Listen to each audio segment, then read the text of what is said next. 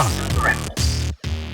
Hey YouTube, Dawson Ryder here. This is going to be my announcement video announcing the fact that I will be covering at least primarily the first wave of Gozyuger toys. This is like one of those like mini trailers that's like a trailer before the trailer. But I mainly wanted to discuss, why I'm going to start reviewing again, what I'm going to be covering, and what the coverage might look like for the rest of the year. So I've been toying with the idea of reviewing the toys. I've talked about it in a couple of the videos about the news. I put up a poll the other day. I want to thank everyone that participated in it, and the replies were overwhelmingly in favor of me reviewing it. It was like 96 or 97% yes.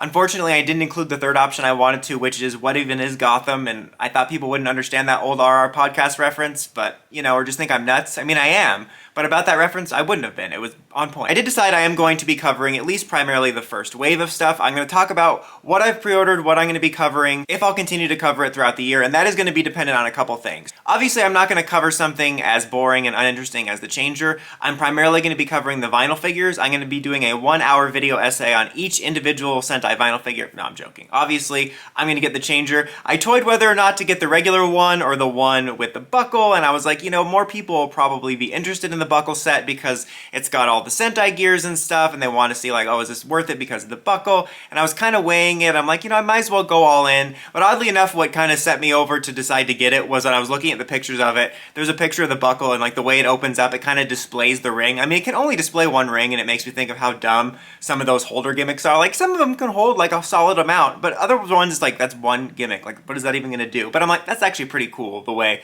that it displays it. So I decided I got the full set, that comes with the buckle, and it comes with basically the first wave, or a couple waves, not waves, but you know what I mean, the first releases of the Sentai rings, and then I think the Zyuranger one seems to be an exclusive. I also wanted to use that as a way to test out the Sentai Legacy rings in terms of like, obviously covering them for you guys, but also letting me know whether I'd be interested in collecting more of them, and more on that in a minute. So obviously I'm getting that, and another factor in that was also they kind of made it easy for me in the sense that the main weapon, Morpher, and Megazord are all in one toy, so that's actually pretty cool. It is going to be kind of interesting, like display-wise, like I won't be able to have a regular display if I cover it throughout the year, because I would put up the Megazord and then be like, okay, now I gotta take it down and put it in the Morpher mode to show off the new ring or whatever. I mean, you always have to do that when you have to do new Megazord combos and stuff, but it's kind of weird when you have it all in one. So yeah, obviously covering that. As far as like the Zord armors go, I've only pre-ordered T-Rex at this moment because that's my favorite one, and that's gonna kind of be, I don't want to say one of the last reviews, but that's gonna be one of the last tests of like, if the reviews are going well and I'm really liking the show and stuff, then I'll probably pick up the others, but I wanted to just get one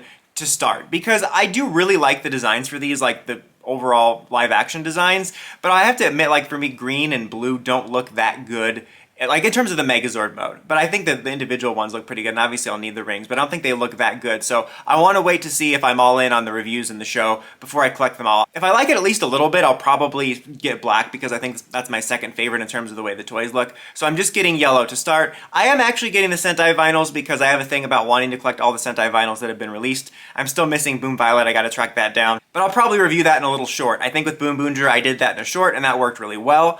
Speaking of figures, I did pre-order the action heroes for Goju Wolf and the Tegasword because those are the only ones I'm interested in. I'll probably do a figure art for Goju Wolf, I imagine. I'll probably get that too. But I wanted to get the only new figures they have for this that are like normal. I'm not really a Shoto guy. I'm not a fan of those, so I won't pick those type of things up. I didn't get the Dom Brothers one because they did a basic figure for that in their line, and they also did a figure art, and it's not like a character I want all the variants of. And speaking of variants, I obviously didn't pick up MMPR/Zyuranger because I have 15,000 MMPR red variants. I'm about to probably have one or more new ones this year with the Power Rangers line coming out. Plus, just look at that thing. It's like hilarious to me that that's probably one of the series that has the most figures because of MMPR. And for whatever reason, Red and Black in particular always have their helmets gone wrong. I don't know what's going on with that, but I'm not interested in it. If they do other reds that I'm interested in, maybe. Like, this isn't a territory if they do mainly reds. I obviously have one or more action figures for most Sentai PR reds. But if they do some for ones that I don't have a lot of, or they look really interesting, or if they do something for like the Six Ranger, I'll probably pick those up regardless, just because I do like those types of figure lines. It is also funny, when I was looking on Amazon Japan, I noticed the new wave of their Zord Builder line, the Robo History or Robo whatever they're called, and I was like, oh, the Gao King actually looks pretty good. And then I saw the Zyuranger one for Daijujin also was stylized. It actually is kind of neat, and it's one of those things too where I'm like, I own 15 million of these, so it's kind of nice that it looks a little different, but I'm like, why is that the only one that is seemingly stylized? Like, I haven't spent an enormous amount of time looking at those, but from what I remember, the first wave, as well as Gao King, which I saw, look normal. I mean, they're like a little bit different because they have the Zord Builder factor, but you know what I mean? They look normal. Why is Daijujin the only one that's weird? So anyway, so those are the things that I have pre-ordered so far. Now, as far as if the coverage continues, it's going to depend on a couple things. Mainly, obviously, one of the things is going to be if the videos do well. You know, if you guys are enjoying them and they're doing decent numbers and I'm enjoying reviewing it, then I'll obviously continue.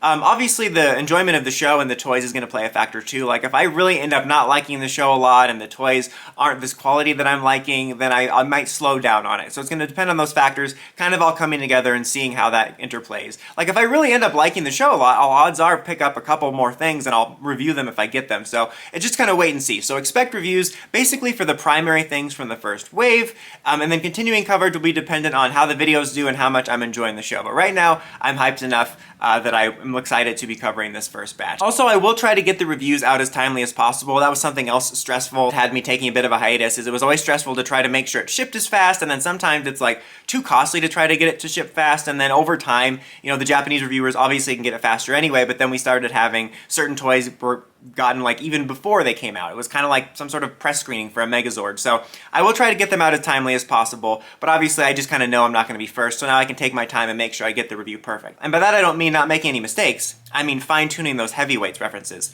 Body! I will say that even if I decide to cover it regularly through the year, odds are I won't cover every single ring set, like in terms of the Sentai releases. Like, that'll be hit and miss. It's really going to depend on how much I like the rings when I get them, the Sentai Legacy rings, that is. Like, if I like them, like, surprisingly, like, more than I was thinking, kind of like the Avatar gears, I don't know why I wound up liking the Legacy Avatar gears more than I thought. Not to the point where I collected all of them, but, like, I ended up liking those. So, if I wind up liking them more than I thought, I'll probably pick up some that are favorites or some that catch my eye, and if there's, like, a unique one, maybe I'll cover it. But even if I do end up liking them, I just can't see reviewing every single gimmick set unless it's like a special gimmick. Like, you know, when Ryder has a special gimmick for a form or something, like if there's a special gimmick set for a power-up, sure, I'll probably pick that up and review it if I'm collecting them. But that's one of the things that got tedious about when I quit reviewing toys before for a while and took a hiatus, is especially those gimmick sets for Sentai and Ryder. Those are the most boring to film after a while. After the first couple that you review, which obviously is kind of exciting and new because you're getting to see what the gimmick is like. But then after that, it's very rinse and repeat, because usually 99% of the time, whether it's rings or coins or Gaia memories or whatever it is, they're of the same quality. So it's like the same review. Like, this is the same quality as the last one. It's just going to depend on whether, are you collecting all of them? Do you like these sounds in particular? Or is this your favorite Sentai that you're getting this gimmick for? So I probably won't cover every single ring set, but if I do cover it regularly and things go well enough, I'll obviously cover primary releases, you know, mecha, changers, those could end up being one and the same. I don't know if we're going to do more hybrids, you know, power-ups, stuff like that. But thanks to those of you that participated in the poll yet again, and thanks to those of you that wanted to see these reviews. I hope you take this journey with me, and I hope it goes well. Anyways, guys, until next time, don't forget to like, comment, subscribe, and climb the steps and ring that bell to get notifications for my videos. Dawson Ryder, signing out.